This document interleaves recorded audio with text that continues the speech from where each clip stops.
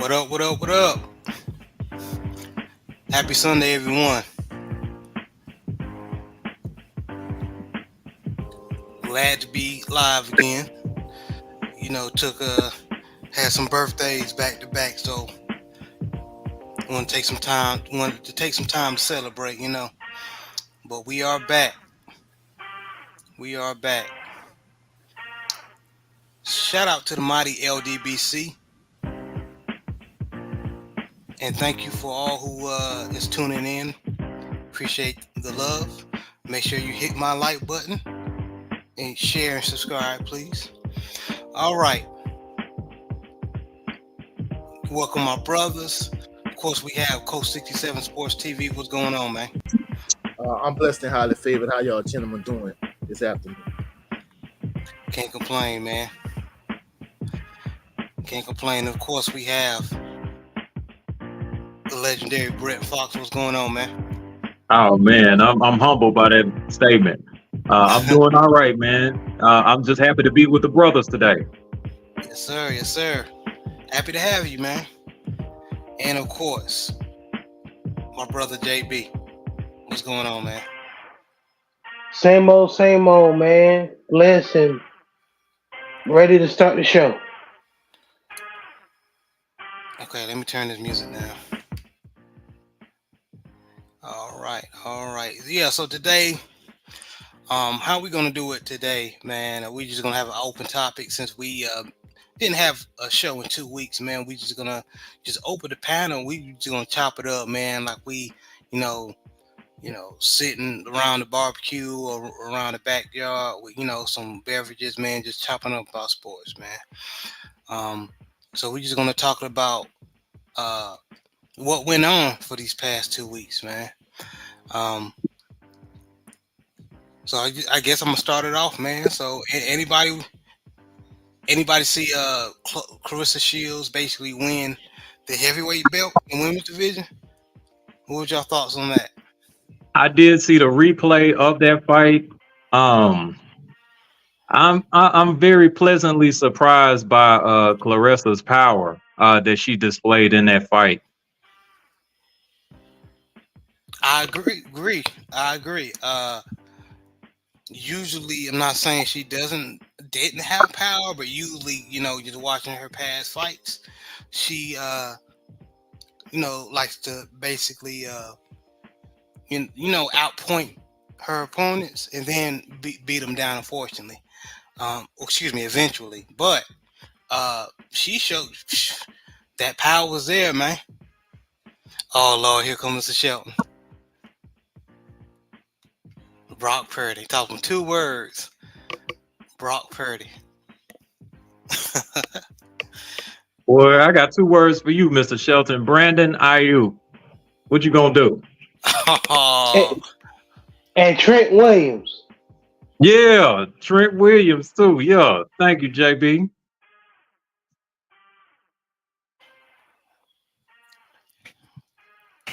Talking Steve Young, coach. Yeah, man.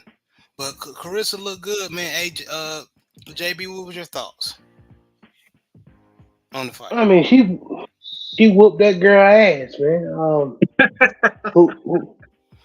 Whoever that was, I mean, she did what she was supposed to do. She showed that there's levels. I don't care if you how many pounds heavier than me. There's levels. To boxing. So, congratulations to the quote. Yeah, she definitely doing her thing, even though she was talking crazy.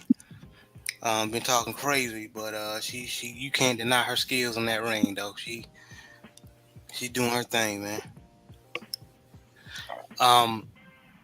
Coach, what was your thoughts on Clarissa Shields' performance last night?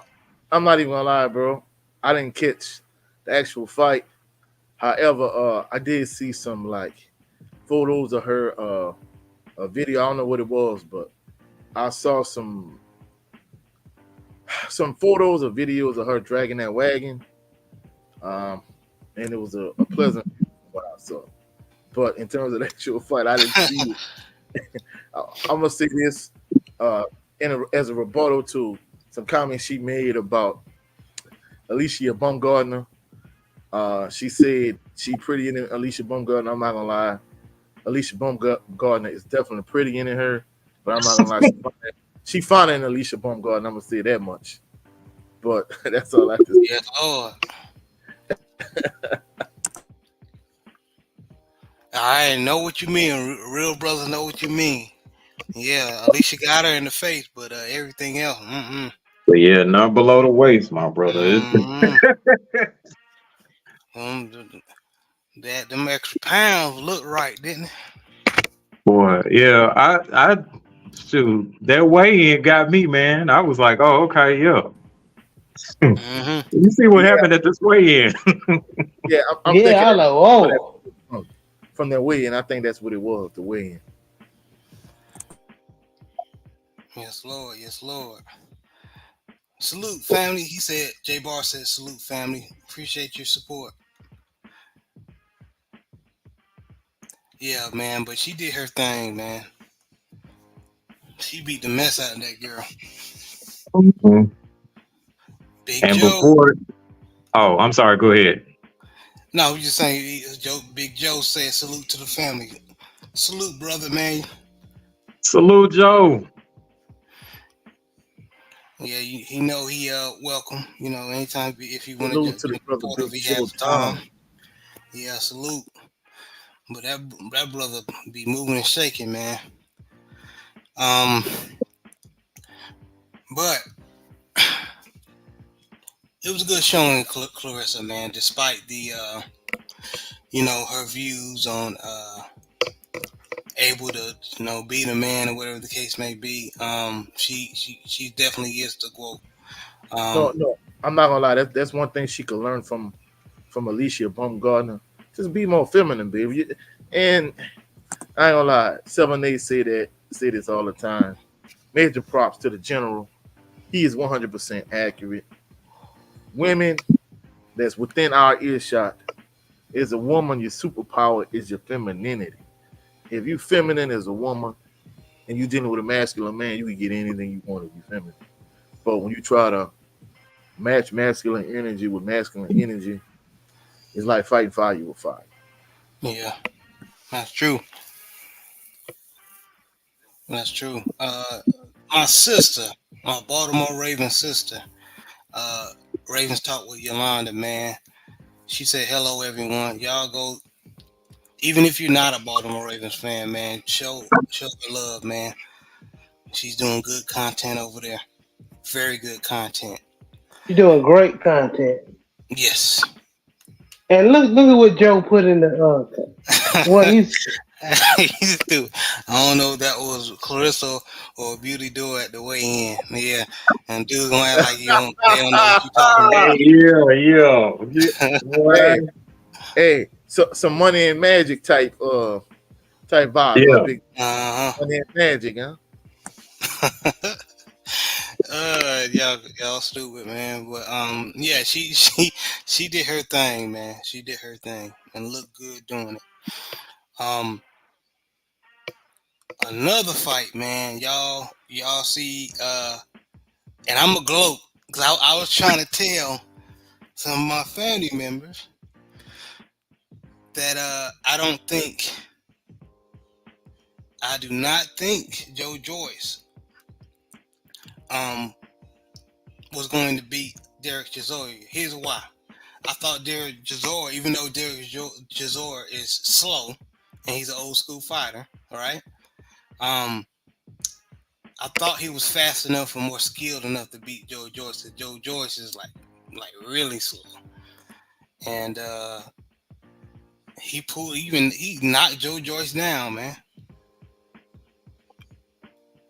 I just think that Joe took too much damage from all of them fights, man. Like his defense was actually just absorb and then come forward. Absorb, come forward. Absorb, come forward.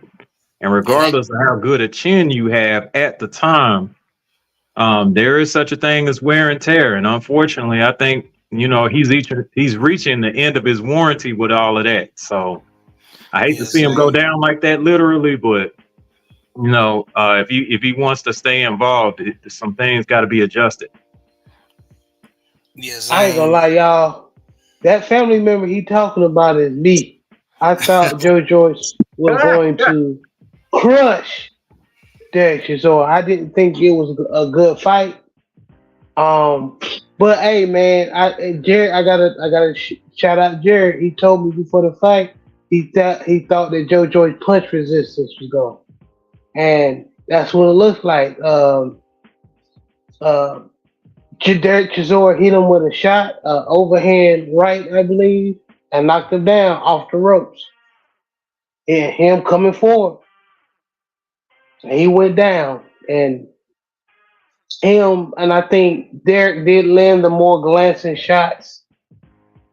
Um, Even though he hurt Derek multiple times, man, I wasn't mad if it was a draw because he had Derek Chisora hurt multiple times. But hey, it wasn't gonna be no draw. I'm not mad at that decision though. It wasn't no robbery or anything because Joyce was getting hit with some overhands all night. So good win for Derek Chisora. And I think he retired, didn't he? Correct me if I'm wrong. Joe I Joyce? don't know what he did. No, the Derek Chisora. Oh, Chisora retired? I think so. Let me look it up. But did you see Catch the Fight, Brent? No, I caught the replay of them fighting. So yes and no. I didn't watch it live, but I caught the replay.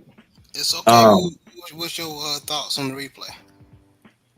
It was kind of like I mentioned before. Unfortunately, Joe Joyce's game plan is the same in all of his fights. He's just going to absorb and come forward. And, unfortunately, when that absorption doesn't quite work the way it needs to, it looks really bad. And it did in spurts. Now, there were some points where Joe Joyce's pressure was really affecting Derek Chisora. Like especially like in the third and fifth round. But at the same time, he was not able to absorb those shots later on in the fight. Like from the middle of the fight on, he wasn't able to really take those shots as well as he used to.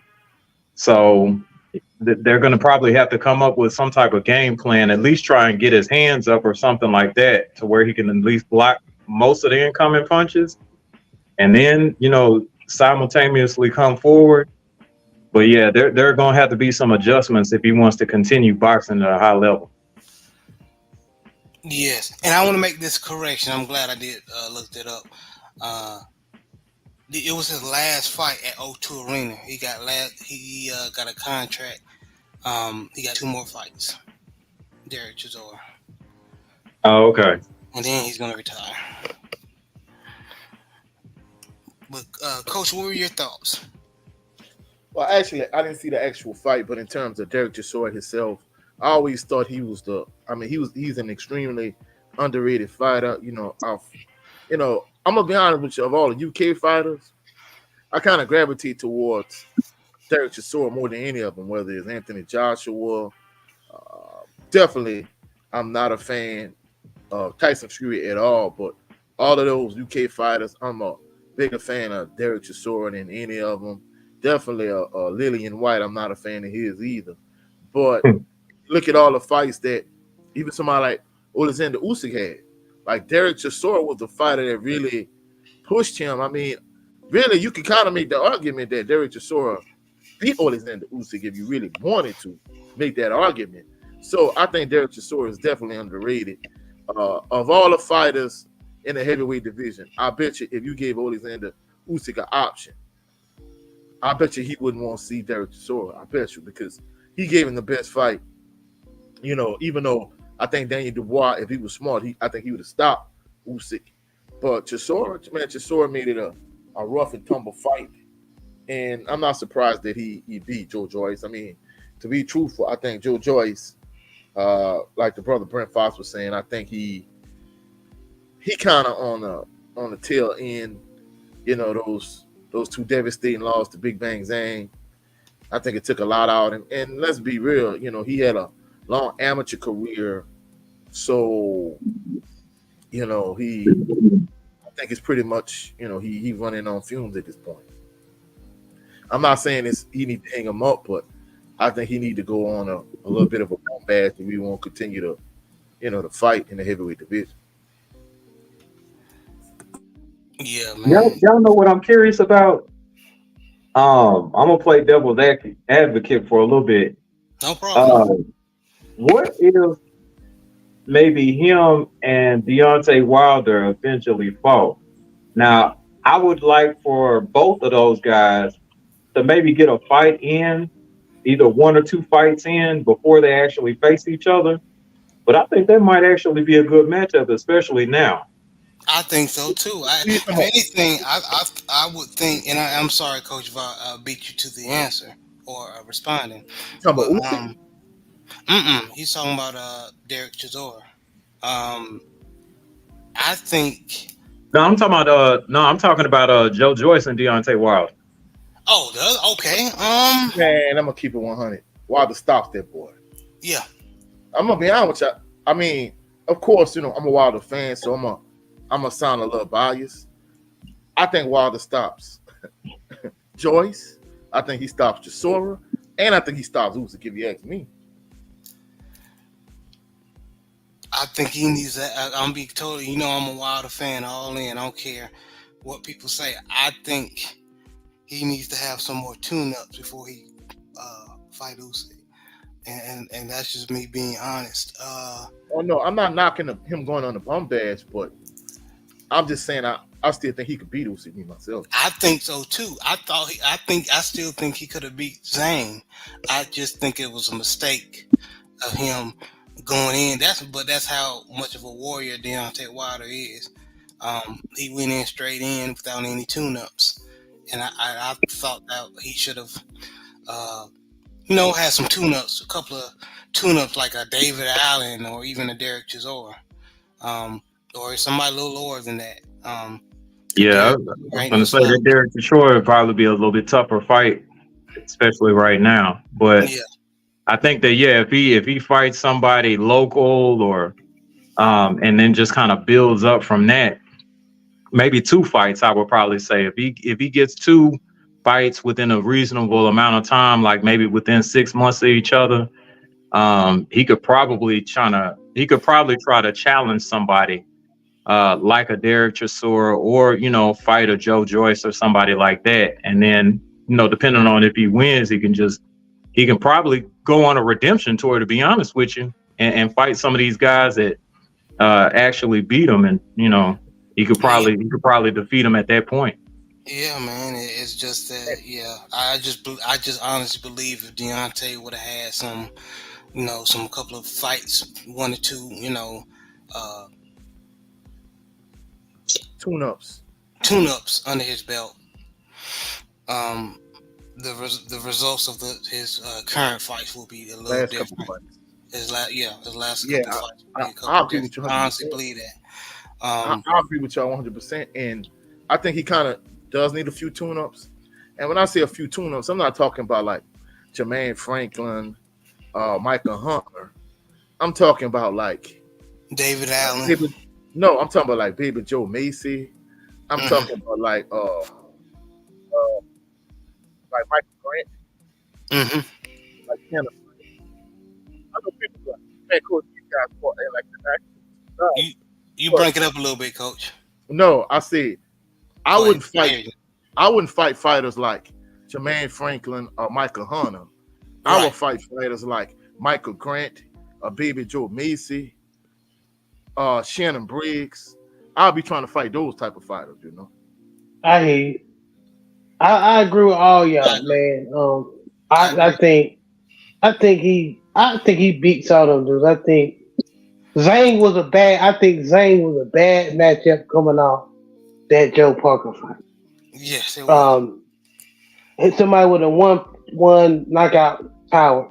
I think he beats. I'm not mad at if he goes have a tune-up against Derek Chisora. I think that's a bad matchup for Derek Chisora. Actually, somebody that got one knockout power, and then Derek get hits all the damn time. So that's actually a good matchup for Deontay. Um, Somebody that got boxing skills like a Joe Parker, Jermaine Franklin. Or even Uh, Zhang. Somebody Even though Zhang is slow, he knows how to set up counter punches very well. Michael Hunter. Um, like I agree with Coach. You know beat up some of them bums. You know what I'm saying? But Nah, I'm nah, not mad at a. nah. Go I'm not ahead. gonna lie. When I say Fraser Kendall and Michael Grant and Shannon Briggs and Baby Joe Macy, it was a little bit of a joke. I mean, he might be reaching too far back, but Right. even like Michael Hunter, even like Michael Hunter, Jermaine Franklin, I still think that's a little bit too, too high class fighter. When I say I won't go on a bum bash, I'm talking about like the caliber of fighter that that Adrian Broner, fighting against an actual lawyer.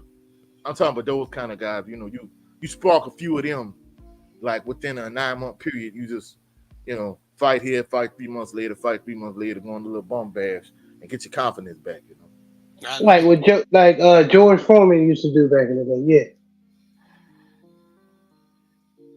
Yeah, and But shout no, but out I'm to not gonna lie though. But I mean, Farmer fought higher caliber guys than people think. Because I mean, I don't think Lou Reese was as much of a bum as people thought he was when he fought. No, I'm no. saying that I agree. I'm saying Yeah, yeah. there was one where he went on an actual bum bag where he fought like four nobodies in one night or something like that.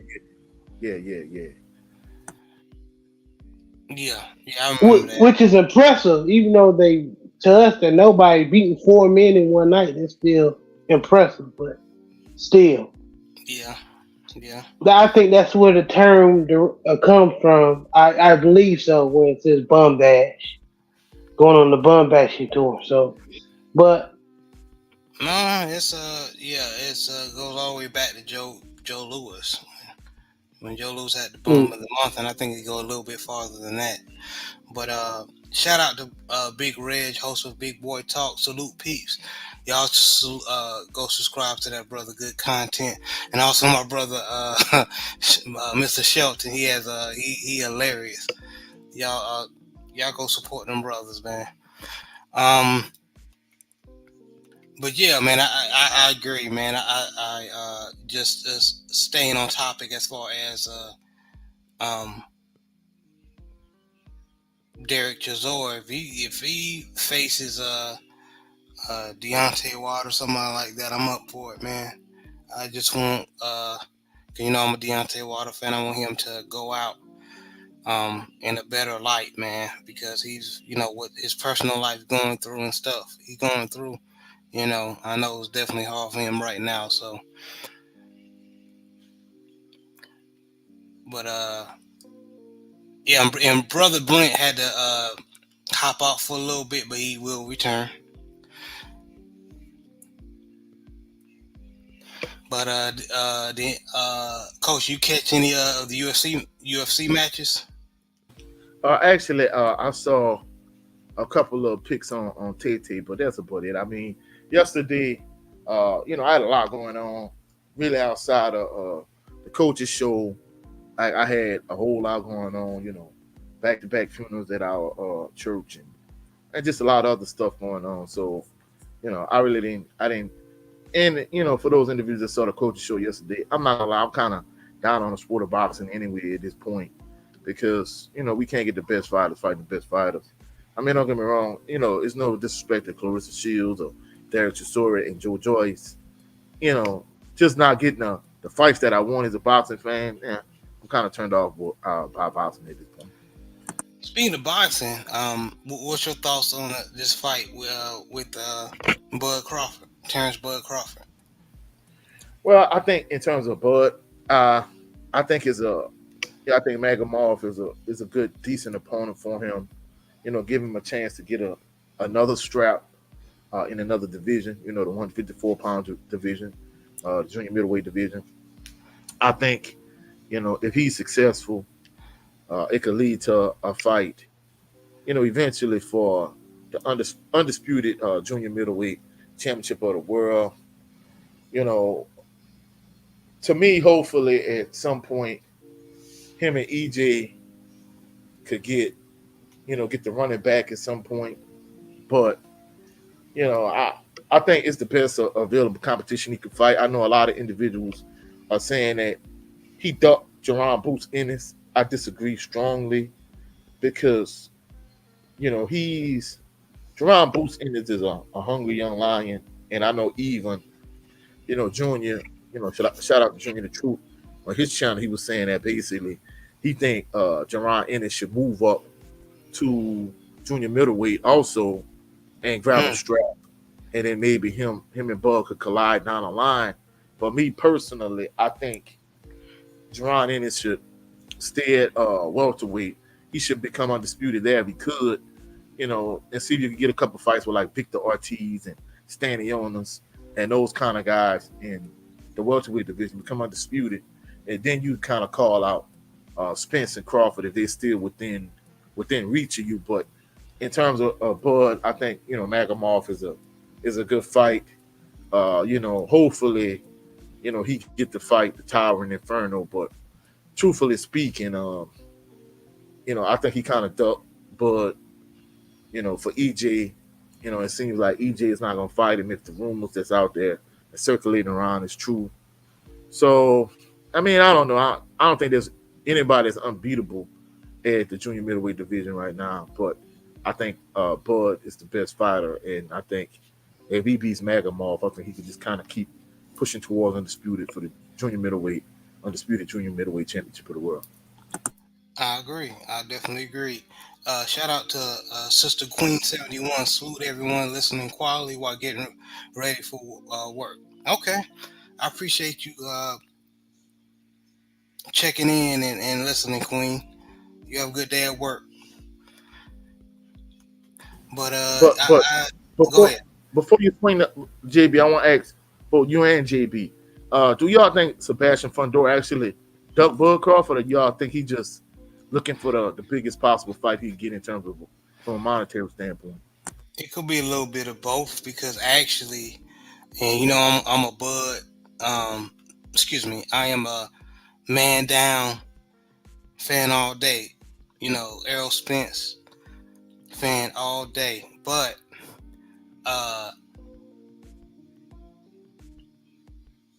he was supposed to be fighting Terrence Crawford.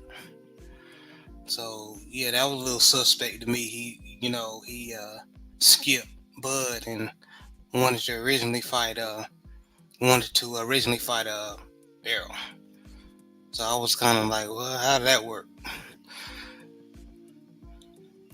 What'd you think, JB? I think he tried to pick the easier fight. That's what I think. I think that Earl is sweet. So yeah, after that coming off that loss with Bud, yeah. And he got lucky with that fight against old boy where his eye got cut and he couldn't see. And he used his height and his leverage the whole fight. Which you can't really hit him with a jab. Yeah. Well, I can't fault him. That's what he's supposed to do. But I know if that didn't happen, he wouldn't have won that fight. I agree with that as well. I mean, he must have got LASIK surgery, because that's the first time I could actually remember him somewhat using his height to his advantage. Usually, like, he tried to smother his opponent. Yeah, he tried to fight down to his opponents. I'm like, dude, you like 6'5", 6'6". That's how he got knocked out. Yeah. Oh yeah. Who that was? Jay Good sent us that clip of him getting knocked out. Mm-hmm. The brothers in the group chat, and I'm like, dang, that was a savage knockout. So Sebastian Fundora is definitely not unbeatable, No, absolutely. Brent, you back on? What's your? Did you hear what we talking about? You up on what we talking about? Yeah, I think I picked it up. Sebastian Fundora picking Errol Spence over Terrence Crawford. Yeah, that and Crawford fight Magomov next. Oh yeah, well, I mean, much respect to Buddy doing what he feel he have to do. I'm not mad at him for fighting that type of opponent, and plus, I think he's a title holder, so he's instantly going for a belt at 154. So I can't fault Bud for that. But as far as Sebastian Fundora, yeah, it's just like JB said. Fundora thinks that it's the easier fight of the two, and he'll just go ahead and take his chances with Errol Spence, who's known for actually fighting on the inside like he is, but he's not accustomed to fighting on the inside at that particular weight. So, Fundora, of course, thinks he has advantages with that. And then, to be honest, yes, he did to a degree use his height and reach against Tim Tszyu, but I think as soon as you kind of turn up the heat or give him some opposition, he's gonna do like most other people do, and he's just gonna revert back to what he knows. And that's just to fight in on the inside. Now, I do think that that's a mistake. If Errol Spence is actually anything like he was before he fought Bud, then I think that's a mistake. Fundora has a long, wiry frame, and if you get inside that long, wiry frame, that could actually do more damage than a whole bunch of headshots or attempts at headshots early on in the fight. Because if you break down that body, you don't have anything else to defend the head with, and it could be a brutal knockout if he's not too careful. Yep, Earl does the best body work in boxing. Yep. I agree, man. But to answer your question, Coach, I think there's a little bit of both. He ducked and he wanted to make that moolah, get that money. Yeah, I think you're 100% accurate, bro. In terms of him finally using his height and his reach. Shout out to the Queens of the Ring. I always talk about, they thought he was like legitimately blind in terms of like the thickness of his glasses, and they thought he really couldn't see too good. I kind of subscribe to that same ideology because I'm like, man, this dude is extremely tall to be fighting on the inside all the time. And that fight with Tszyu seemed to be the first fight where he actually fought on the outside a little bit. And I noticed he didn't have like those super thick, like bifocals I used to have when I was like a kid. So I think he must have got LASIK, something to improve his vision. Yeah, he had to because he knew. Yeah, he probably knew. Okay, I need to get something to improve my sight because I'm fighting this boy Tim Tszyu, and he got power. So if he wouldn't have used that jab and used his height, it would have been over within probably 1 or 2 rounds. It would have been a more horrible knockout than when he got caught by oh boy, I'm blanking on his name. But yeah, I agree.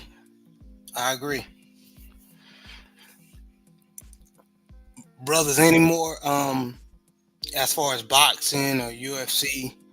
Oh yeah, this is what I was gonna ask. Going over to UFC.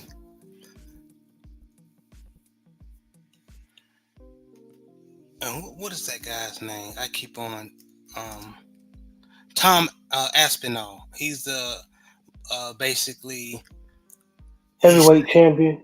The heavyweight champion, but he's supposed to go fight John Jones to be undisputed. Who y'all got in that fight? Oh, John Jones. And anybody? Yeah. Okay.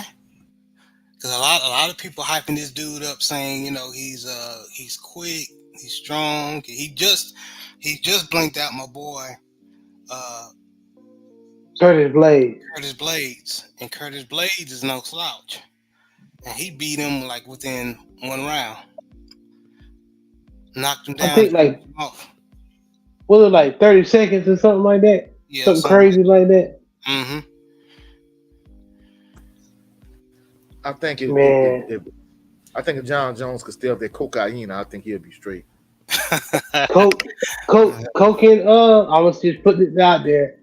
Coke and steroids, but hey, They let these certain fighters get away with it, so I'm not. I ain't hear nothing. I ain't see nothing. So. Oh no. John Jones. I'm not casting aspersions on it because we saw what Ryan Garcia got away with.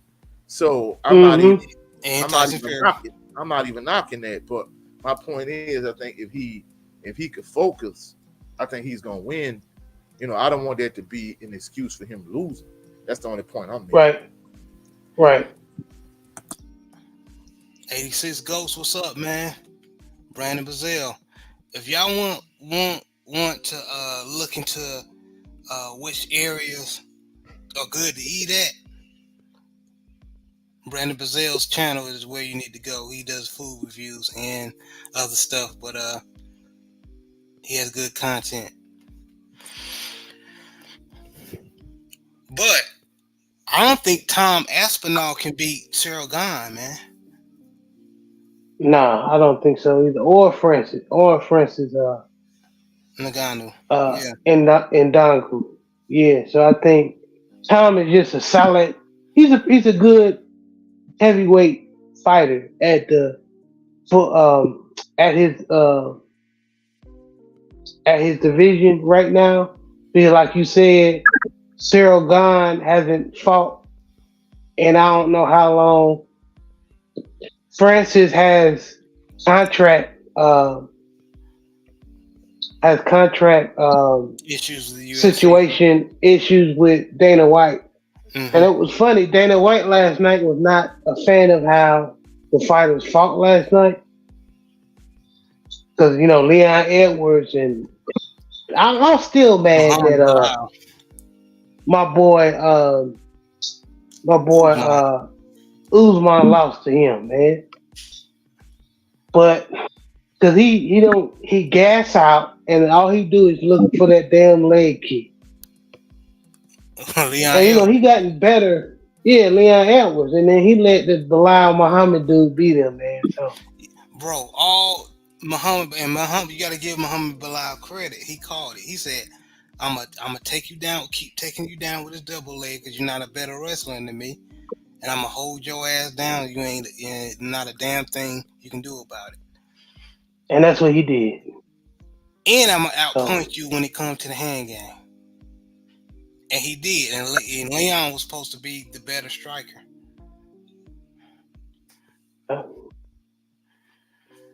So, I mean, really, last night wasn't a really eventful event, So in UFC, yeah. The only eventful was Carissa Shields knocking old girl out. Yeah, it was. At heavyweight. So. Boxing, yeah. Let me ask you this, JB, and Coach and Brent, y'all can add in if you have feedback. A lot of people, especially the UK fans of Tom Aspinall, they believe that like people like Cyril Gahn has been ducking Tom Aspinall. That's why they haven't fought. I don't believe that, but what's your opinion? I mean, I haven't really took a really good look at Tom Aspinall. I know he avenged his loss, I believe. Yeah. Against Curtis Blades, and I think Curtis Blades is getting hurt. Is getting older, so his punch resistance might not be like it used to be. But as far as them saying that that Cyril Gahn is ducking him, I don't know their history, so I have to look into that. I know Cyril Gahn is very a mismatch nightmare. He's awkward because he's a good boxer. He's a good striker, and he does kickboxing. But I know Tom Aspinall is a knockout puncher. He got power. And when Cyril Gahn fought old boy that like to drink beer out his shoe. What's that dude name? Samoan dude. His name is Bam Bam. Tawa Tuivasa. Yeah, he knocked out Tuivasa. my boy Derek Lewis. Yeah, he hurt him. Even though he won, he hurt him. So that fight be interesting. Maybe that's what they're referring to, but I don't. But like I said, we won't know until they fight. It's the same way like what we say in boxing. We won't know till they fight. And the reason why I brought that up is because if I don't think he can beat Sargon. So if he can't beat Sargon, I don't definitely believe he'll beat John Jones. I could be wrong. Because He has the advantage. John Jones is up there. He's father time. Sarah, right. Sargon has the advantage as far as kickboxing, striking, I believe. But, I think Tom has the advantage as far as power. Sargon really breaks you down. He really punishes you, really.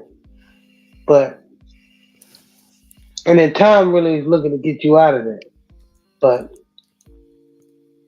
again, this is probably, if you guys don't know, Tay got a show on UFC as well. You might want to follow her. You might know some of these fighters more than we do. So go subscribe to Tay. So you get schooled on the UFC as well.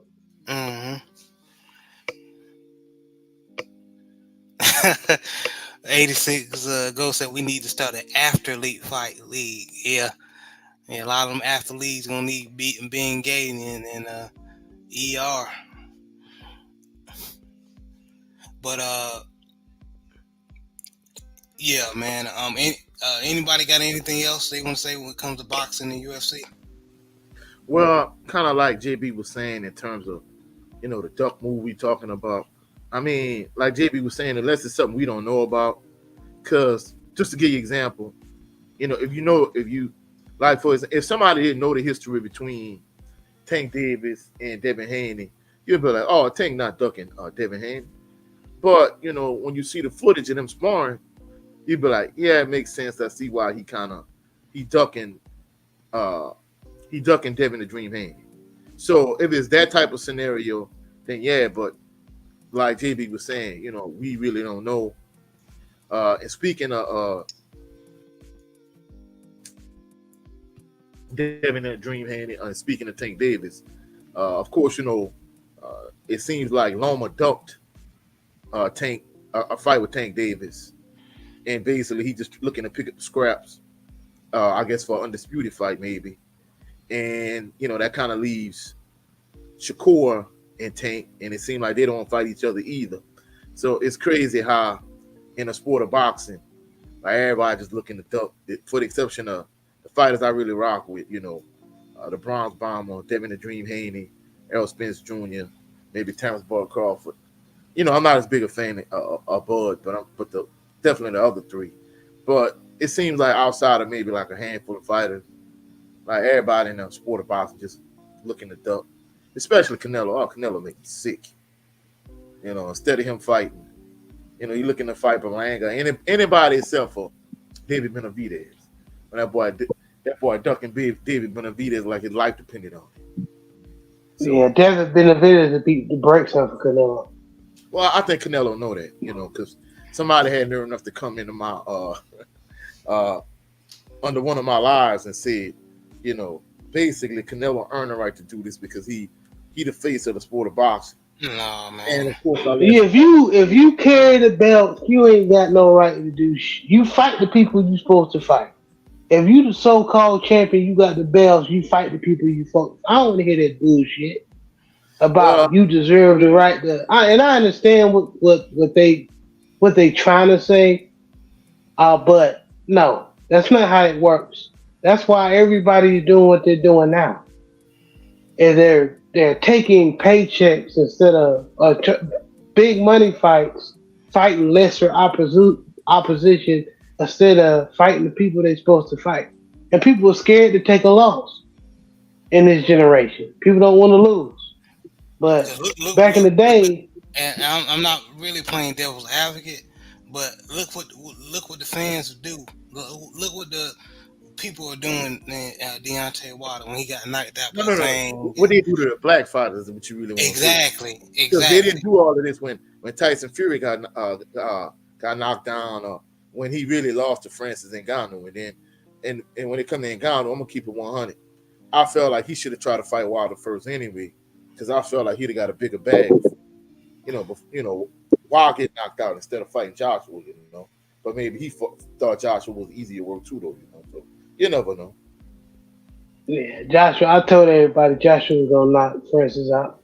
Because Francis, Yeah. Joshua wasn't gonna play with him like Tyson Fury would. Well, Tyson Fury didn't. I don't think he trained hard for that fight, if you ask me.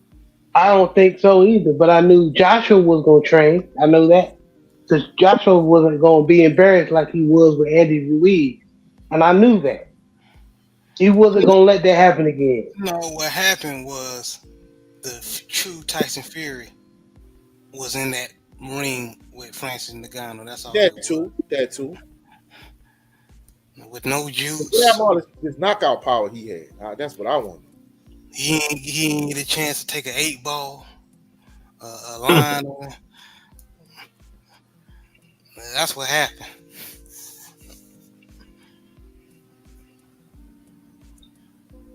Brother, Nah, he never really had power. what's your Never. opinion on all we discussing, man? As far as like the Ngannou thing goes, I think my brother Coach 67 was right. I think that he probably should have jumped on the Wilder situation while that was actually a hot one, because there was just so many unknown variables and question marks that could have really just sold that fight. And yeah, I think he probably would have got a bigger amount of money, believe it or not, than him fighting Tyson Fury. And as far as like the situation with Lomachenko goes, how much grace are people going to grant Vasyl Lomachenko? The fighter himself, I actually do enjoy watching. I'm not gonna lie. I do actually enjoy watching the fighter, but Vasyl Lomachenko, the boxing personality, nah, I can't mess with him. He gets granted too much grace. Congratulations to you on achieving Olympic medals and all that other good stuff and being pro ready. And then when you tried to jump ahead of the line in your second fight, you got beat by Orlando Salido, but you swore up and down he was holding you and cheating and all of that other crap. And everybody pretty much let that go. He gets in there with a weight drain, Gary Russell Jr. He squeaks by and wins that one. On the scorecards, of course. They grant him grace for that one. He loses to Devin Haney. Everybody's all up in arms and is like, well, he really won that fight. But if you go and look at the fight, turn off the sound, don't turn the commentary on, just watch it like game film. You will Devin see was jabbing his ass all day. that Devin was landing the more effective punches and had ring generalship, showed good defense, and landed the cleaner punches, which is the 4 criteria of winning boxing matches. But yet and still, it was, you had somebody like Nelly who was swearing to God he wasn't watching boxing again, but turned around and went to the Earl Spence Terrence Crawford fight the next month. That's hilarious. And was like, oh man, this is about people don't mess with boxing and all this other stuff. Nelly need to go to the jewelry store and tell him somebody make him a grill. He need to stay out of boxing talk. You know what he talking about. Yeah, man. I just kind of laugh at that. And yes, it is kind of like a little, there is kind of like a little snub or snapback because he got Ashanti pregnant. It could beat me to it, man. I'm kind of hot. Anyway, back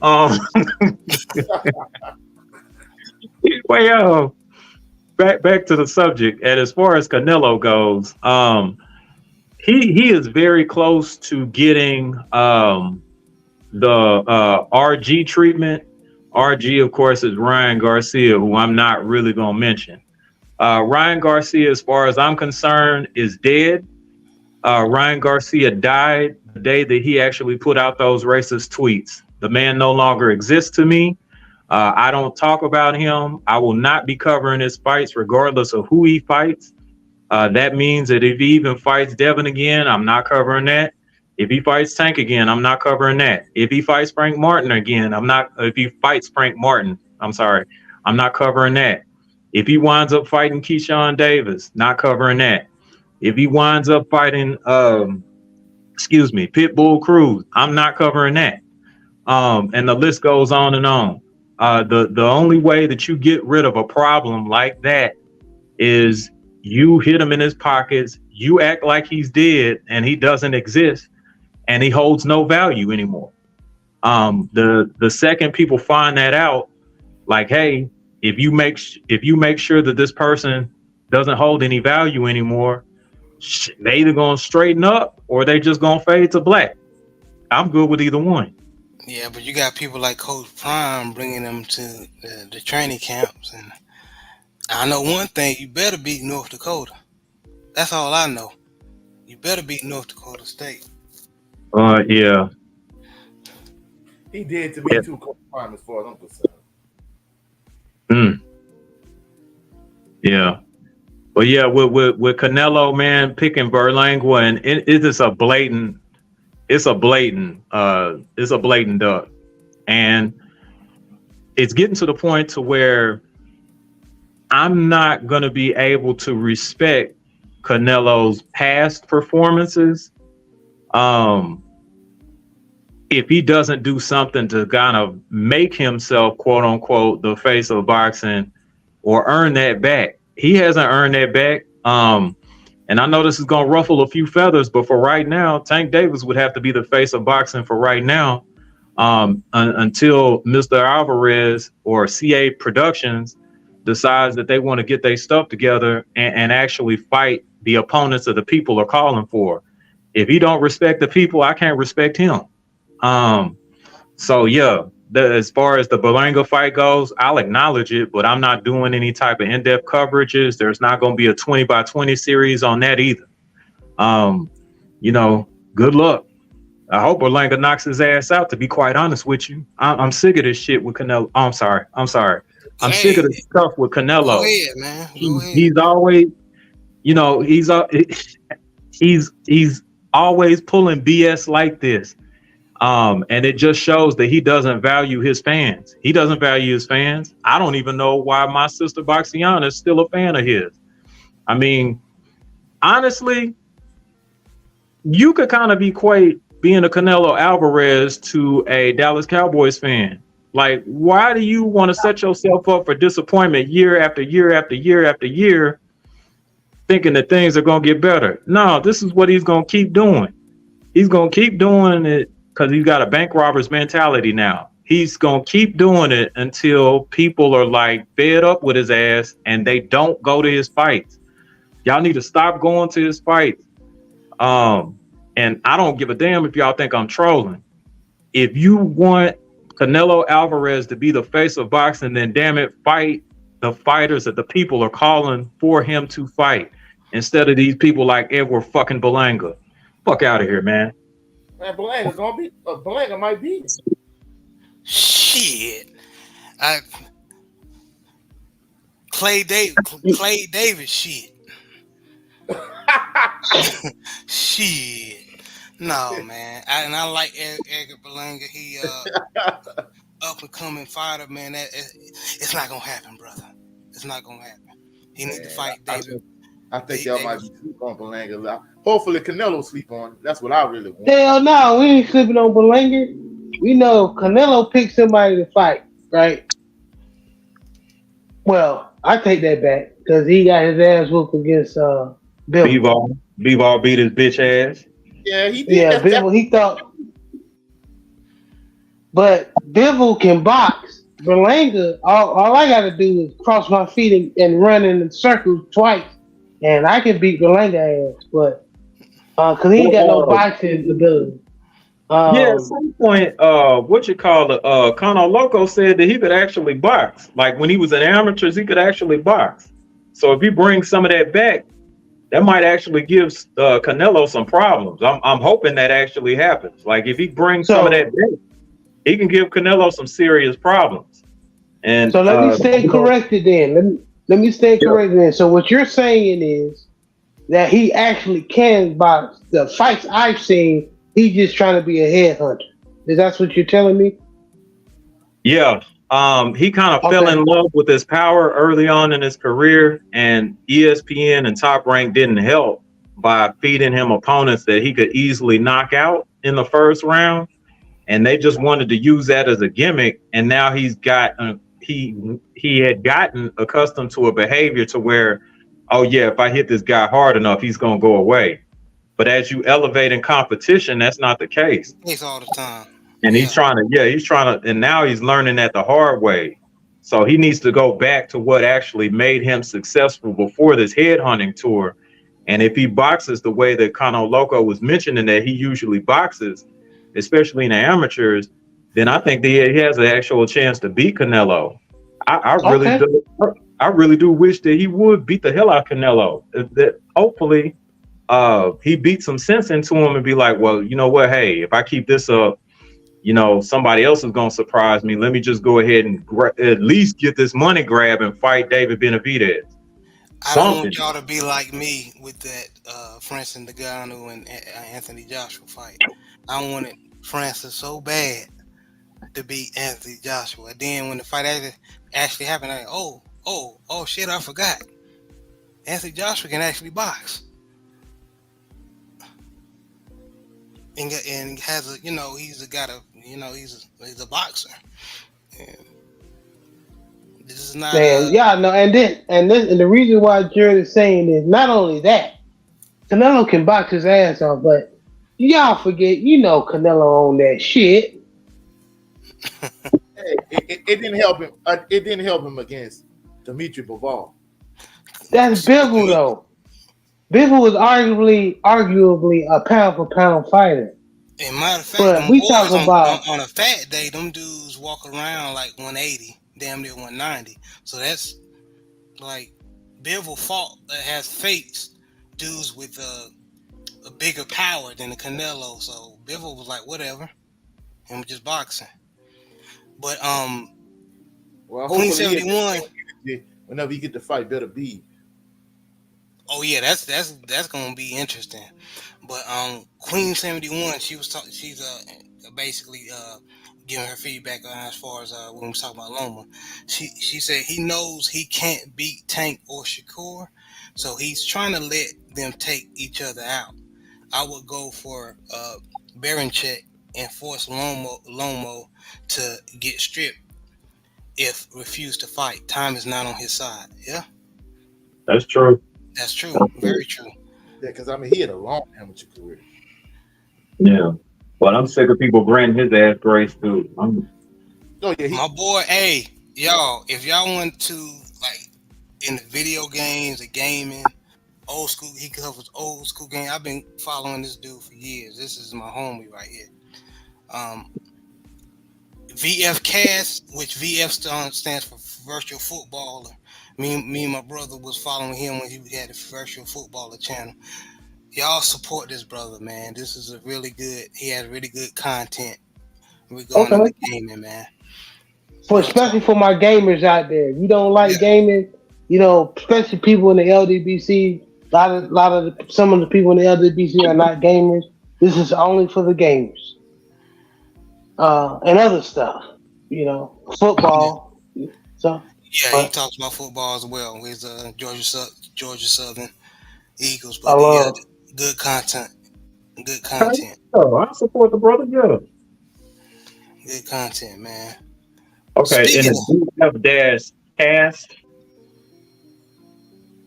Yeah, Okay.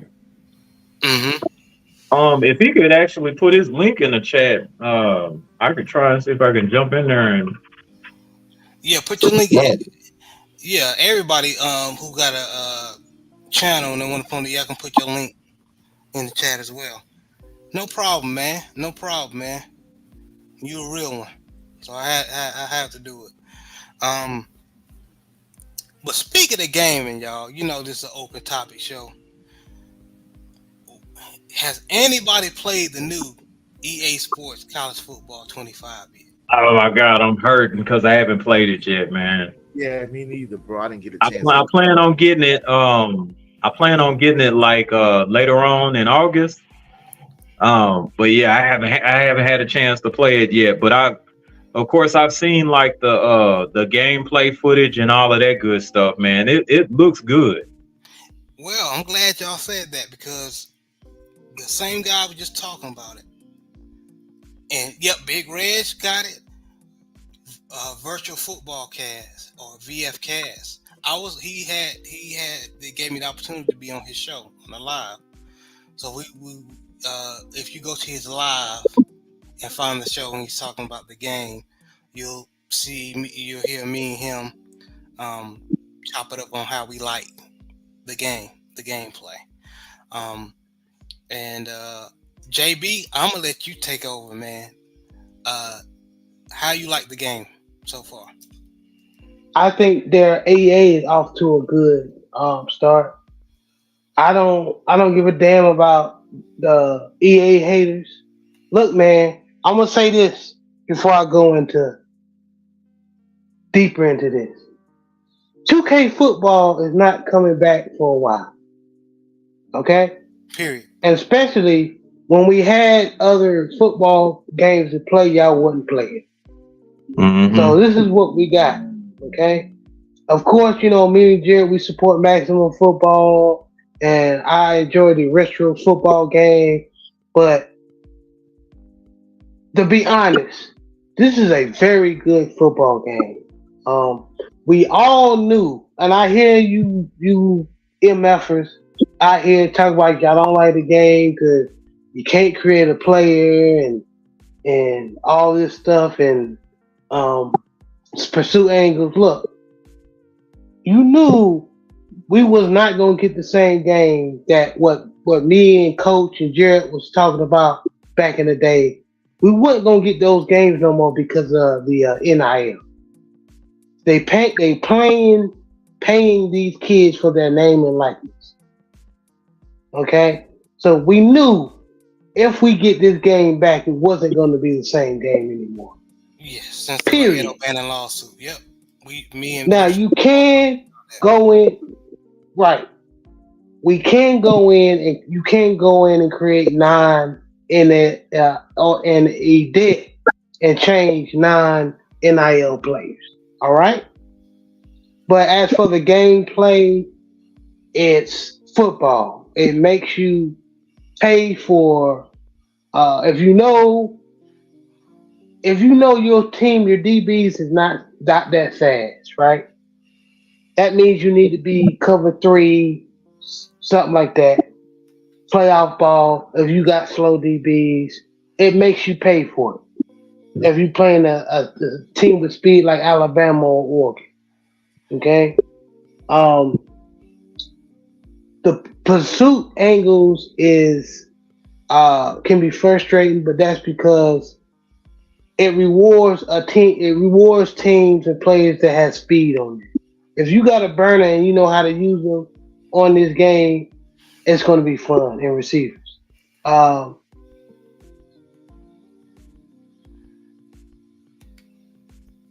Defensively, if you like to throw up stupid shit, Hail Mary, you will get picked off.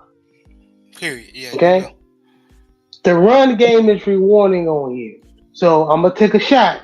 So if you like to play like Coach Prime and throw it all 3 downs, you will get picked off. I don't care how good your QB is.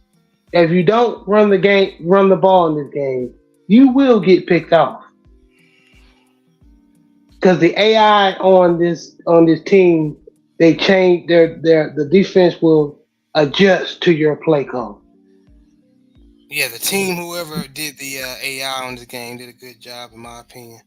Like Big Red said, he said, I think this game is awesome.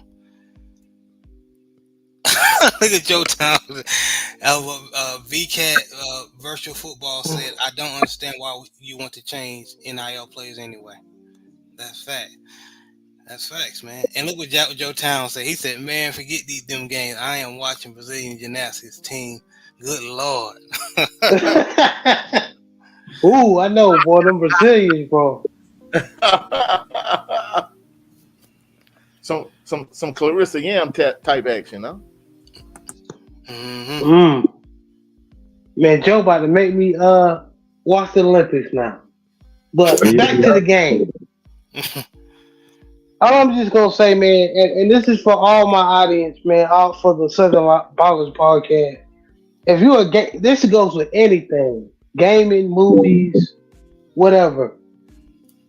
Play a game or watch a movie for yourself, so you can have your own Big opinion. Joe said that, last show, when we talked about this, that's real. Do not go. I don't care. I don't. I mean, because now it's just people. They paying people to bash EA, and I know Madden deserves it because all the Maddens haven't been great. I understand. I'm not saying they don't deserve a good bashing, but I'm saying most of these motherfuckers around here just complaining for no reason. Like I have, me and my brother, we like to sit back. We competitive. We like to play against each other, have a good time, play with each other, and enjoy a game. But this is not real life. I'm not arguing over no damn video game. That's not doing that. We like video games and movies are for entertainment. Okay, there's real life happening out here, and for you motherfuckers out here shitting on people because they like the game, get you some. I'm gonna just say this: get you some pussy, get you a hobby, get you something. Okay, all right.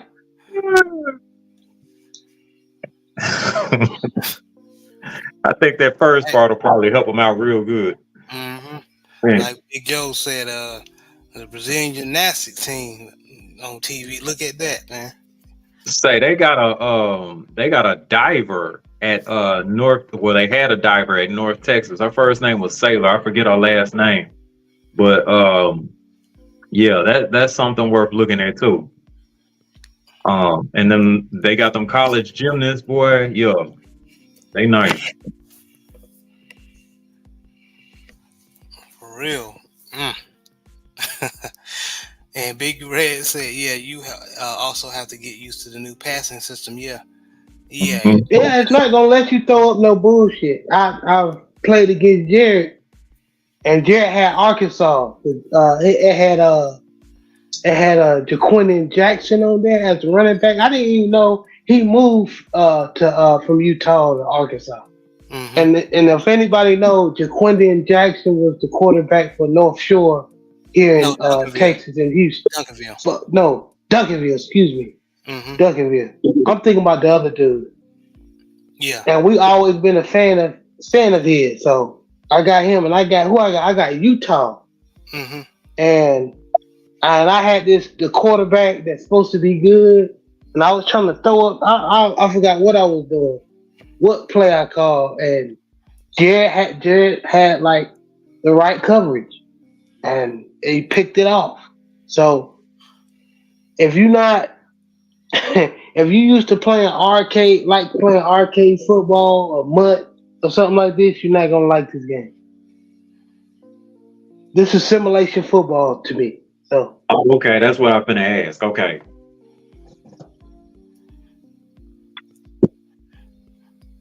Okay, but JB overall is the game worth it? It is. Now, if of course, we here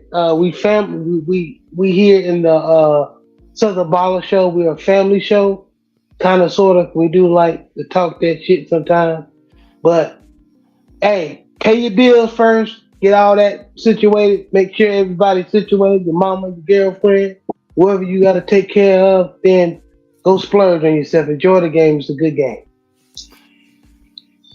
I heard that. Joe Townsend, man, they can handspring and somersault on my lap. They will get a perfect score from me. I bet. I bet. Straight up team.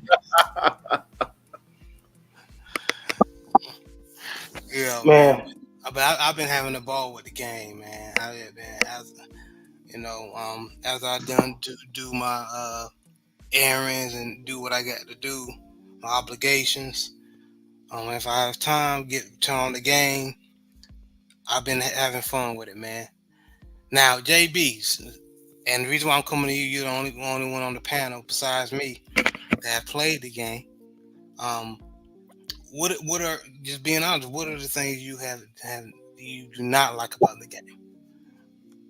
I mean, to be fair, I think like me and you discussed, they could have had like a generic roster, like they do on 2K, where people who like to create, they can create. Like if they want to create the older teams, the historic teams, they can.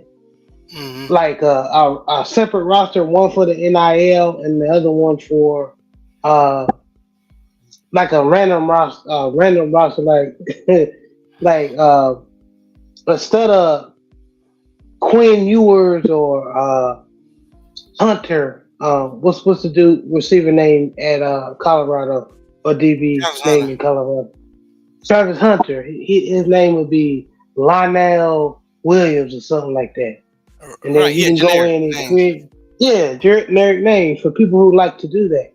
But then they got the team builder. So, but you know, but what else I don't like about the game? The me being defensive because I was a defensive player. The pursuit angles can be annoying sometimes, but that's like I said, that's if you got a speed player. It's rewarding on the offense, but if you're on the defense, that can frustrate you. So you got to Yeah, make sure you call the correct defense. I mean that's a valid point you bring up, JB, because I remember one year for Madden, it was like '05. I used to play against certain guys, and they would like stack the box, and you would have a wide receiver split out wide almost to the sideline, and you snap the ball, and they drop into coverage. I'm like, in real life, if you that close to the line of scrimmage, and I have a man that split out wide, that's a wide receiver in the NFL, and when I snap the ball, if I just raise up, throw him the ball on him, up the sideline, there's no way you're gonna be within 2 yards of the line of scrimmage, and then drop into coverage and be over the top to make an interception or be in position to defend a pass. So some of these games, like you say, pursuit angles, or even just in that particular scenario where you crowd the line of scrimmage, you making it look like you going uh, casino blitz and have zero coverage.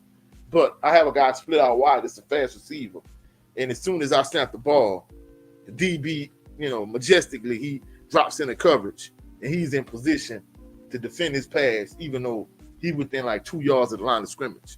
So in certain aspects of some of these games, it's not realistic. It's not real football. You understand what I'm saying? So for those individuals that really,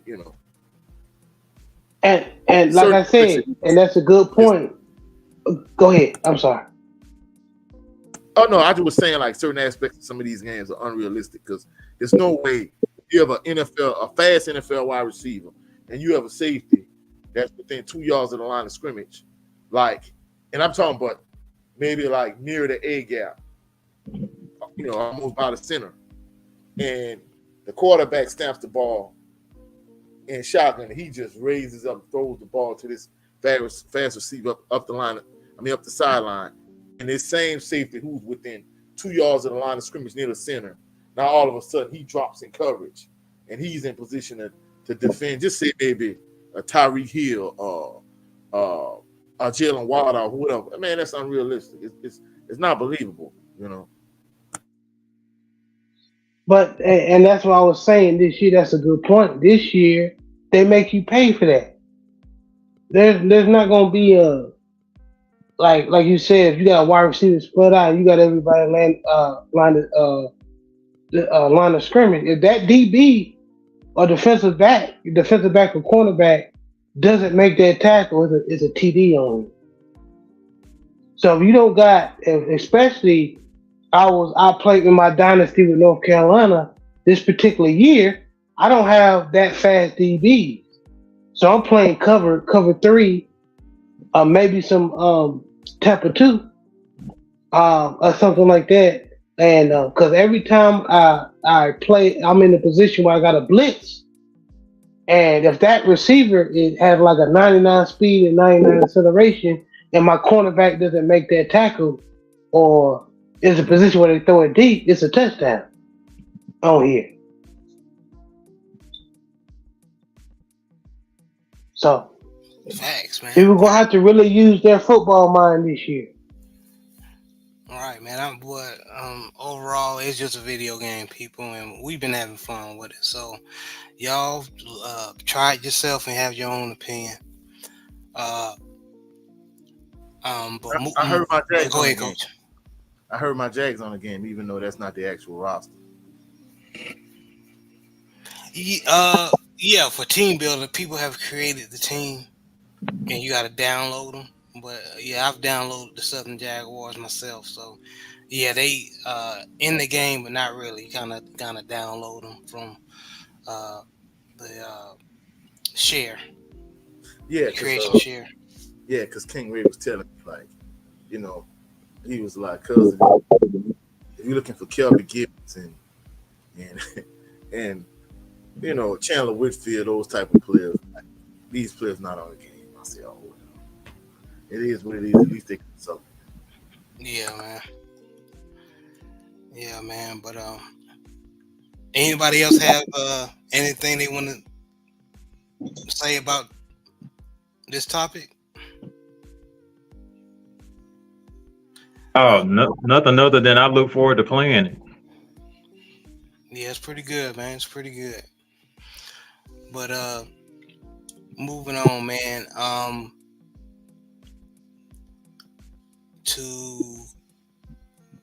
We ain't really got nothing to talk about for college, Coach. I know the SWAC had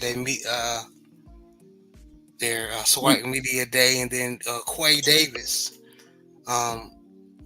went from Jackson State to Texas Southern. Now he's moving to your Southern Jaguars. Those who don't know, Quay Davis. Hold on. The Southern University, home of the Mighty Jaguars. Oh, okay. Yeah, the Southern University. Yeah, Coach was like, hold on, let me correct you, bro. But yeah, the Southern University. I just hope y'all finally get a quarterback this year. Well, I mean, you know, Noah, when he got his stuff together, you know, him and Jalen Woods, they look decent. But just like last year, the same thing people were saying about Jalen Woods and Zay Tessett, they're saying the same thing about Angelo Izzard Jr., you know, that went to Southern Lab. You know, it's people locally, you know, they really like their local quarterbacks for whatever reason. So the same thing they were saying about Zay Tessett, the fact that he was the best player on the roster, even though he was a true freshman. They saying the same thing about Angelo Izzard Jr. So we'll see. But more than likely, Noah, the same guy that started the Bobby class, more than likely he'll probably be the starting quarterback for the season. Okay. We'll see, man. Yeah, I'm excited, man. And the MEAC had their media day last week. They were talking. A lot of coaches was talking smack too, and they feel disrespected, and you know they reminded everyone that you know besides last year they've been dominating the SWAC in the Celebration Bowl. So yeah, I'm ready. I'm ready for this season, Coach. Me too, bro. We definitely have a lot to talk about on HBCU Fanatics. So yeah. Yes, sir. Yes, sir.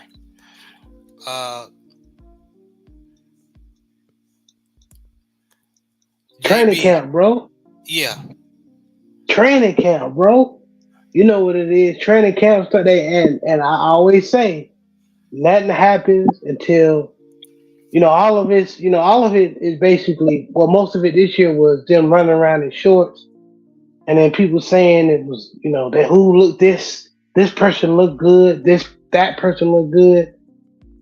You can't tell until them boys put them pads on. Thank you, And JB. right now, facts.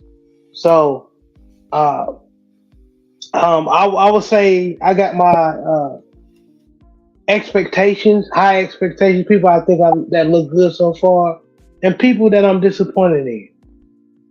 I'm gonna start off with the person that I'm disappointed in. Cleveland, our right guard, Ben Cleveland. He's a 6'6" guard, From Georgia, yeah. and from Georgia, and for some reason he's not. I don't know what it is. I don't know if we need to get him in some type of diet program, or he's tired, or he's just not consistent. He's strong as hell. We see him when he played against the Steelers. He did his thing, but I don't think he's doing what he needs to do in camp or in practice for the coaches to have trust in him. Ain't no way that Daniel Falele should be beating you. You know what I'm saying? And ain't this is Ben Cleveland was drafted in 2021. Bro, Ain't so this this is like his first third. season? Yeah. Yeah, so he got to get on the good foot, man. Daniel Falele, shout out to Coach Set the Talent. He call him they call him brick feet because he got slow feet. They tried to put him in tackle last year, and every time he went against somebody that was faster than him, which was pretty much everybody. Daniel Falele. Man, TJ Watt jogged by that boy, I still got to say. And we just, it looks like he's been working on his feet. And so far, he's still slow. But I'm nervous really about this offensive line, man. Yeah. I'm nervous about this offensive line. There we said it, Pittsburgh Steelers fan. You too, Brent. Yeah, we kind of nervous about the offensive line, but hopefully. Hey, brother, I ain't said nothing, man. I ain't said nothing. And D Weezy said everybody played well in shorts and t-shirts. That's true. Yep. Yeah, that's true.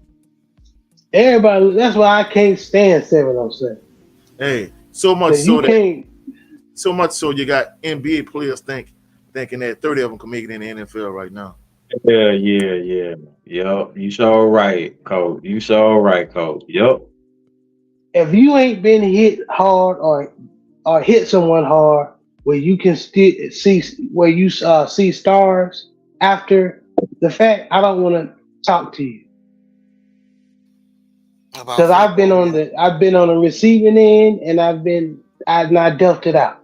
So I don't want to talk to anybody that think it's easy. It's not that easy, especially when you get hit. Because you gotta be some type of mentally insane to keep taking your body to through that punishment. And we were and football players primarily kind of crazy, but facts. But yeah, man, Ben Cleveland is disappointing. It's disappointing that right now we're still early, so he might get better during the training camp. But right now, I don't like what I'm seeing. The person that I'm what I'm seeing is, of course, is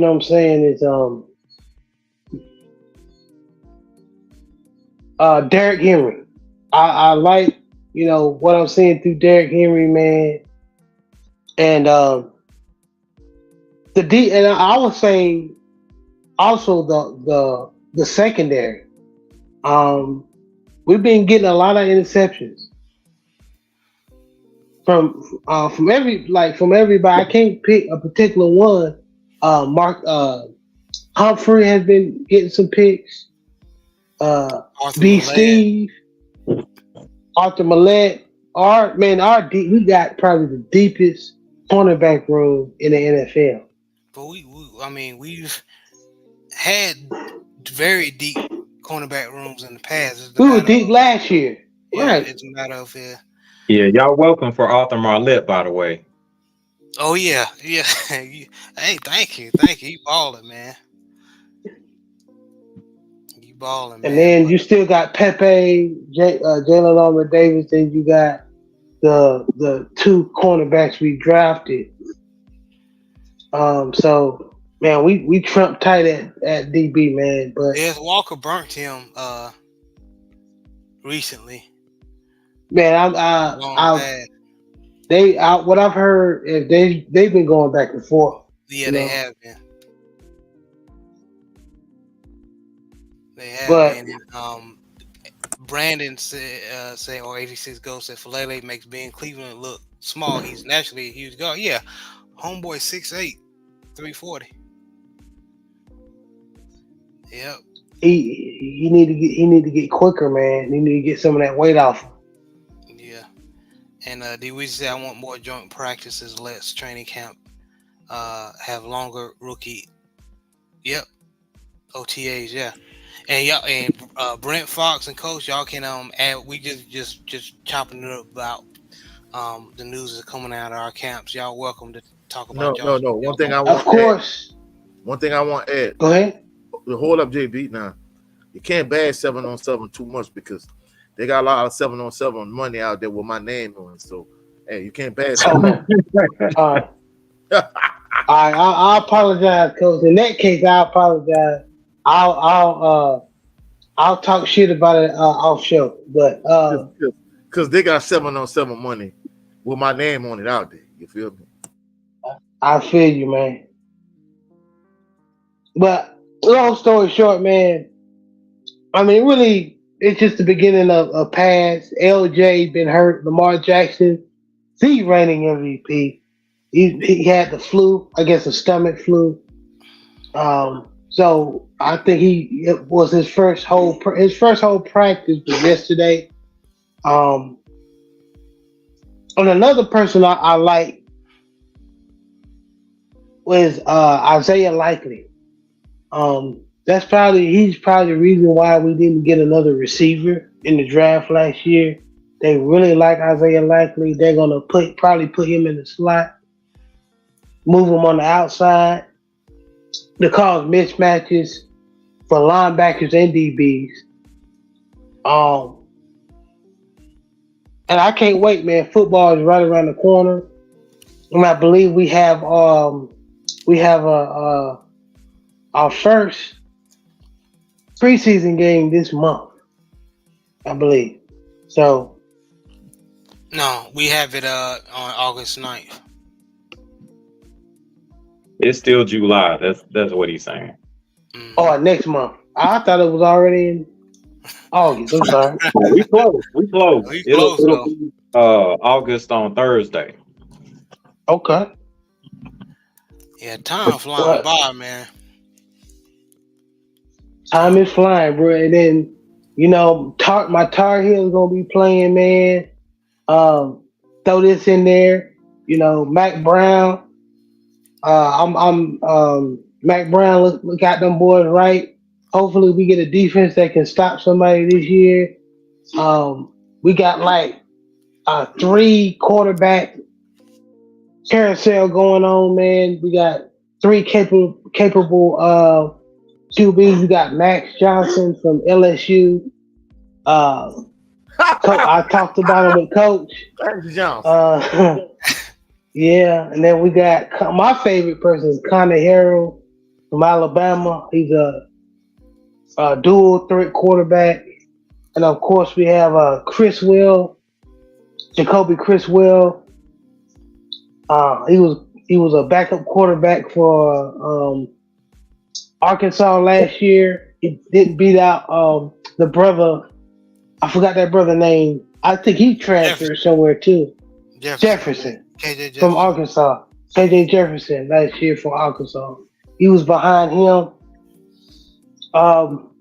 So like, and the reason why Coach was laughing, I'm not really a fan of Max, but I didn't know that Max Johnson had like multiple offensive coordinators leave um, for LSU and Texas A&M. So he played for like 5 to 6 different offensive coordinators. No, But Coach laughed because Coach wasn't impressed with him right. I mean, just to be truthful, you know, honestly and truthfully speaking, I think if he would have been Brad Johnson, I don't think he would have been, you know, that viewed that favorably at LSU. I mean, to me, he was, you know, they talk about his athletic ability. I think it was overrated at best. His arm strength, I mean, an intermediate passer. I just wasn't moved by him, truthfully speaking. Yeah, if y'all don't know what he means by that, that's Brad Johnson's son, Super Bowl winner for the Tampa Bay Buccaneers. Yeah. So I mean, Yeah, well, we didn't mean to be long-winded about our Ravens and y'all. Coach and Brent, if y'all have any thing y'all want to say regarding y'all teams or who y'all think is going. Man, hey, y'all know how I feel about training camp and preseason. Wake me up when the regular season starts. Facts. Yeah, I was gonna pull a reverse Kanye. I was actually gonna let y'all finish, and then whenever y'all got done, I start talking about my Steelers. Go ahead, Brent. Well, I just want to make sure that y'all had everything, wrapped up. I didn't want to just intrude and be rude, Oh, we talked enough, man. Okay. Yeah, man, I'm about to go to sleep now. Oh, okay. All right. Blank you very much, JB. So as far as my Steelers training camp goes, it's not much to be made.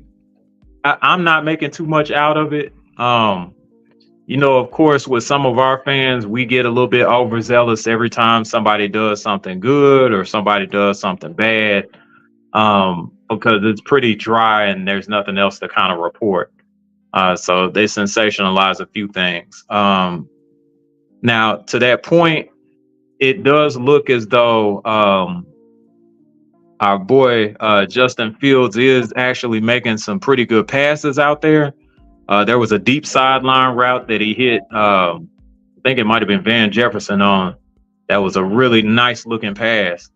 And, people kind of reacted to that. There was one to Calvin Austin that looked really nice. But there were also some passes that he missed on. He one hopped an in route, but that was like the first day of camp. They didn't really overreact to that because I think he had made the sideline pass like almost right after that. So, there were some good passes, there were some bad passes, but I'm anxious to see what this actually looks like when we get in them pads. I think we put on pads Tuesday, so I'm kind of excited about that. I want to see what we look like with pads on.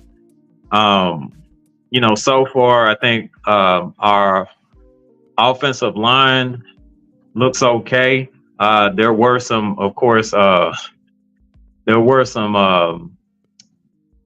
losses that they actually took, but they're a young unit. So, that's kind of expected to happen. As long as they kind of progress each day and get better each day, then, I ain't sweating it too much. And, of course, we got to be ready for y'all when we play y'all in the regular season, which is going to be toward the end of the season. We got like a brutal 6-game stretch. But anyway, back to training camp. The padded practices is what I'm going to be kind of really be looking at. And on a positive note, the guy that I'm impressed with so far, even though we're just in shells and shorts, I would probably say that I'm most impressed by Calvin Austin III.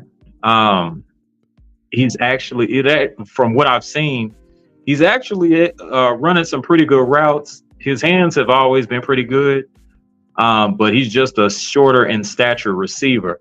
But he's impressed so far. And then the guy that may be a little disappointing, and again, I'll wait until we get in pads, and then we'll see what they really do. Is it's gonna be our pick, our first round pick, Troy Fautanu. He's still trying to learn the game, so I'm giving him grace on that. He's still trying to learn the game, and he's up against some very good defensive players. Like, you got TJ Watt on one side, and then you got Alex Highsmith on the other. So, I mean, it's not expected for you to just blow things out of the water when you first step on the field. But I just want him to learn. So if I have to say that anybody needs improvement, that's what I'll say. I'm not going to say I'm disappointed in him. If someone maybe just needs improvement, it would probably be him, because if he's getting beat without pads on, then I hate to see what it looks like with pads on. So, but again, I just want to see him improve little bit by little bit, and then I think progressively he'll get a lot better. And that's all I got.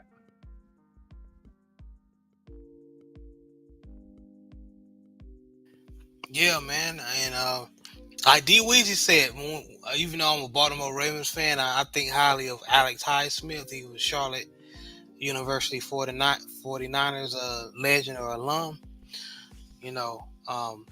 Coming out of that North Carolina area. So I verily look when TJ Watt was out, I wasn't surprised he basically picked up a lot of the slack. So yeah, y'all Troy, what's his last name? And forgive me for Fautanu. Fautanu. Yeah, Fautanu. Fautanu. Yeah, I bet he's having a hard time. That defensive line ain't no joke. So yeah, give him grace on that. Oh, definitely, man. I just couldn't think of anybody that I was just like, oh man, what is going on with you? This is just somebody that, kind of would just need to, just pick it up just a little bit by little bit every day. So yeah, I'm not really disappointed in him. I just had to pick somebody that, just may need a little help. That's all. No, definitely understandable, man. But fellas, I'm gonna get ready. We've been on here an hour and 38 minutes, so I'm gonna get ready to wrap up the show. Anything else y'all wanted to say, or a topic y'all want to bring up that we didn't cover? No, I don't want to bring up another topic, but I just want to kind of, add this on the back end in terms of people getting overzealous of a training camp. I remember last year, a friend of mine, he sent me a clip of Baker Mayfield, looking so trash in OTAs and minicamp and training camp. He threw a pass and it just, it was like a trash pass. But the Bucs ended up winning the NFC South. So, to me, that was outside, wake me up when the regular season started. OTAs, training camp, minicamp. None of that moves me, Just let me know when the regular season starts. Well, technically, the NFC South was trash, so, Oh, man. Well, honestly, I agree. But, just imagine if the AFC North was trash. I'm sure you still would want the Ravens to do well, even though they would be in the trash division. So, Touche. Yeah, touche. I can't reiterate this enough. The NFL is full of the best athletes in the world. Okay, the best athletes in the world, regardless of whatever division or conference they're in. Yeah, but that division No, was but he's right. It is a hot garbage division. I'm not denying that.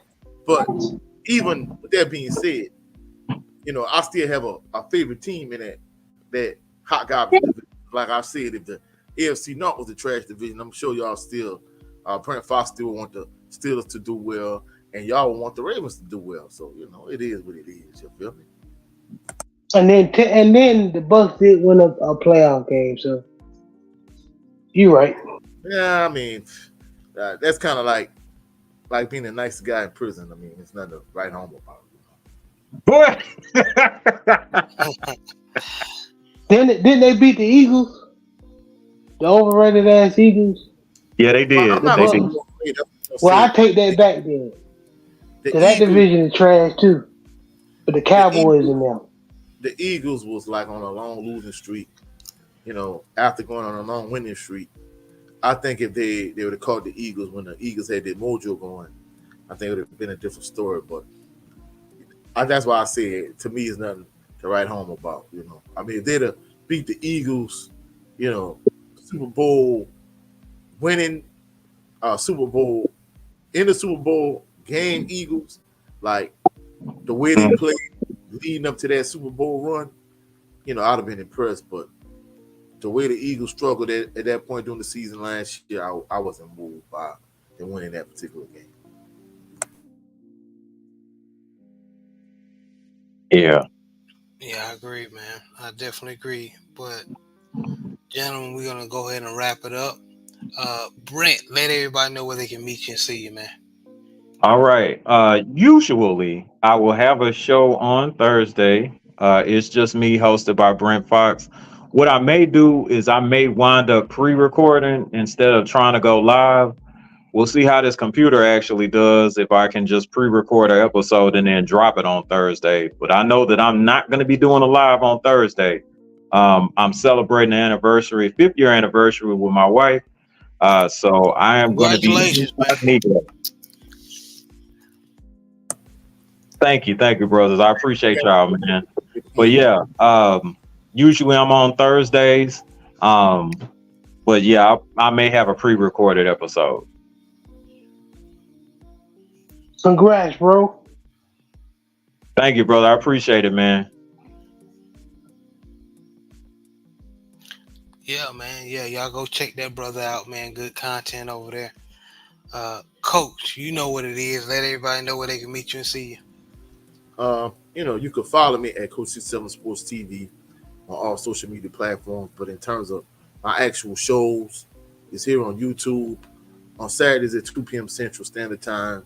The Coaches Show yesterday was episode 3. I talked about the U.S. Olympic team, the whole controversy with Gilbert Arenas, the situation between Tank Davis and Shakur Stevenson, and I talked about Quay Davis transferring from the previous mentioned SWAC schools to the Southern University, home of the Mighty Jaguars. And of course, with my brother Jared Lovin Green this upcoming Tuesday, HBCU Fanatics, where we're going to talk about the recent MEAC Media Day, the SWAC versus the MEAC, the whole nine. You can catch me here on YouTube. I appreciate everybody that's been rocking with us, been showing us love and support. Shout out to our brother Brent Fox and his queen celebrating a 5th year anniversary. And, Yes, we just sir. appreciate everybody dropping by, showing love and support. Hopefully y'all have a blessed, phenomenal evening. And, if y'all drop through Tuesday, we'll catch y'all in for the HBCU Fanatics. Awesome. JB, thank you for always supporting me behind closed doors, and let everybody know what the next show is going to be about. Gonna be top 10 outside linebackers. So y'all get y'all list ready. Yes, sir. Yeah, I haven't forgot about still doing that series, the top 10. Just wanted to, since we didn't have a show in 2 weeks, just wanted to cover what we've all missed and just talk, have a little open topic show.